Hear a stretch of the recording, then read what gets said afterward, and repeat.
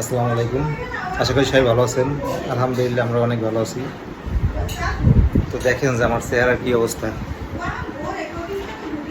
কেননা শালির বিয়ার আপডেট তো আপনাদের দেওয়া হয় নাই। আপডেট কিভাবে দেব? আপডেট দেওয়া লাগতেছে এখন আমার নিজের শরীরের অবস্থা, কারণ আমরা কালকে সকালে গেছি রওনা হইয়ে বিয়ের জন্য।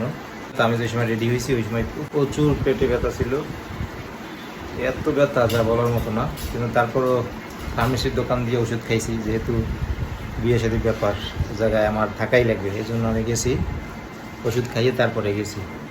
তো যাওয়ার পরে দেখি যে আর বসে থাকতে পারি না, যাই আমি শুয়ে পড়ছি। শুয়ে পড়ার পরে প্রায় 5 থেকে 7 মিনিট এরকমের সময় শুয়েছিলাম। তারপরে দেখি ব্যথা আস্তে আস্তে বাড়তে আছে। তো বাড়ার পরে হঠাৎ দেখি মাথাটা ঘুরে মানে আমি যে সময় শুয়ে আছি ওই টাইমে আর কি তেমন একটা কেউ কিছু বুঝতে পারে না যে পেটে ব্যথা করে। এটা হয়তো লবণ পানি দিলে খাইলে যায় গিয়ে, স্যালাইন গুলে দিলে যায় গিয়ে।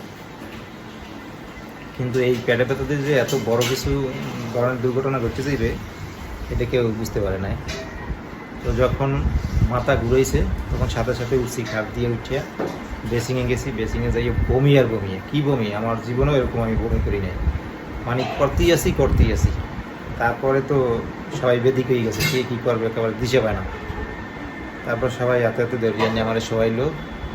শোয়ানোর পরে কেউ মাথায় তেল দিয়ে দেয়, কেউ পাও মালিশ করে, পেট ডলতে আছে, কোনো কিছুতেই কোনো কাজ হইতেছে না।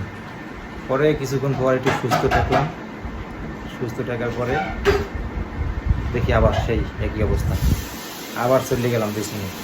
দ্বিতীয়বারের মতো যে বমি করছি, পেটে একেবারে যা ছিল সব বের করে দিচ্ছি বমিতে।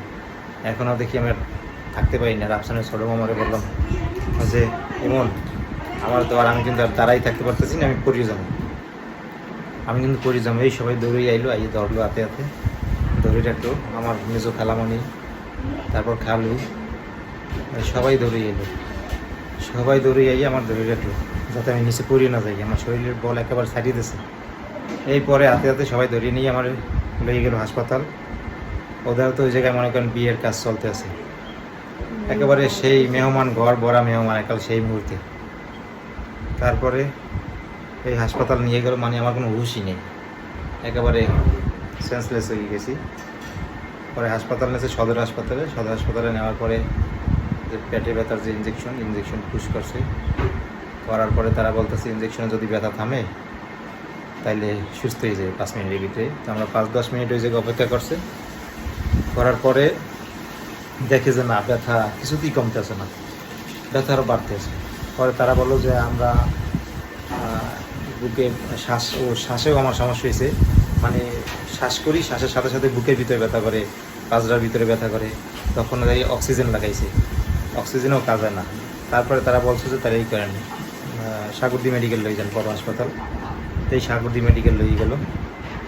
সেই জায়গা নেওয়ার পরে ভর্তি করছে, টেস্ট দিয়েছে। মানে আমার সাথে যারা গেছে লোকগুলো অনেক কষ্ট করছে, অনেক দৌড়াদৌড়ি করছে, অনেক কিছু করছে যা বলার মতো না। মানে ফার্স্ট হাসপাতালে গিয়ে টিকিট কাটা, ডাক্তার কোন জায়গায় নেবে, কোন ওয়ার্ডে ভর্তি করবে, সব কিছু করছে। লোকগুলোর আমি ধন্যবাদ দিয়া মনে করেন কী বলবো, ধন্যবাদ দিয়ে ছোটো করতে চাই না। এই লোকগুলো যা করছে আমার জন্য। তারপরে আমি বুঝতে পারি না যে আমি এত তাড়াতাড়ি সুস্থ হয়ে যাবো। আল্লাহ পাক আমার এই সুস্থতা দান করছে, আল্লাহ তাআলার কাছে লাখো কোটি শুকরিয়া। মানে অসুস্থ থাকলে তখন বোঝা যায় যে মানে অসুস্থর যন্ত্রণাটা কত। সুস্থ মানুষ কিন্তু এটা বুঝবে না।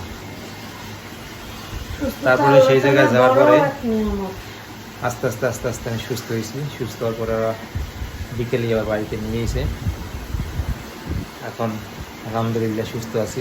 ভর্তি দিয়েছিল কিন্তু ভর্তি খায় নাই। হ্যাঁ, ভর্তি বাইরে দিয়েছিল। লইয়া এসে কয় যে যদি ভর্তি দেয় তাহলে আরো বেশি অসুস্থ হয়ে যাইব যারা। সেটা ভর্তি হওয়ার দরকার নেই, বাড়িয়ে নিয়ে আরো সুস্থ করে এলাম আমরা সেবা যত্ন করে। আর ঔষধ তো লেখিয়েই দিছে, এই জন্য ঔষধ সব কিছু লইয়েছে, আর অন্য কিছুর দরকার নাই। আর এগুলোই চলতে আছে এখন। আর এখনও কিন্তু ওই সুস্থ না, এখন এই যে কথা কয় কাঁপাইতেছে, শরীর কাঁপায়, এরপর কথাও কইতে পারে না ভালোভাবে। কিন্তু কথা যে কইতেছে কথা বাইরে বেজে পড়ে।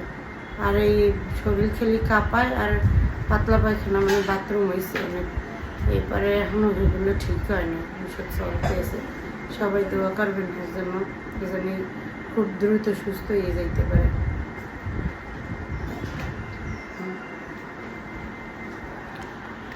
তা কি আর করবো, যেহেতু অসুস্থ, বিয়ের জায়গায় আমি থাকতে পারি না। আর এই জন্য বিয়ের কোনো আপডেটও আমরা দিতে পারি না, দিতে পারবো না। যেহেতু আপন শালীর বিয়ে, থাকতে পারি না, নিজে কিছু অনেক খারাপ লাগে। আর এমন সময় অসুস্থ হয়ে পড়ছি, কিছু করার নেই। আল্লাহ তালা যে আমার বাঁচাই রাখছে, এটি আল্লাহ তালার কাছে লাখো কোটি শুকরিয়া। এই জন্য ও জায়গার, যদি আমি সুস্থ থাকতাম তাহলে তো আপনাদের সবই দেখাইতাম, বিয়ে সাথে সব কিছুই আমি আপনাদের কাছে তুলে ধরতাম।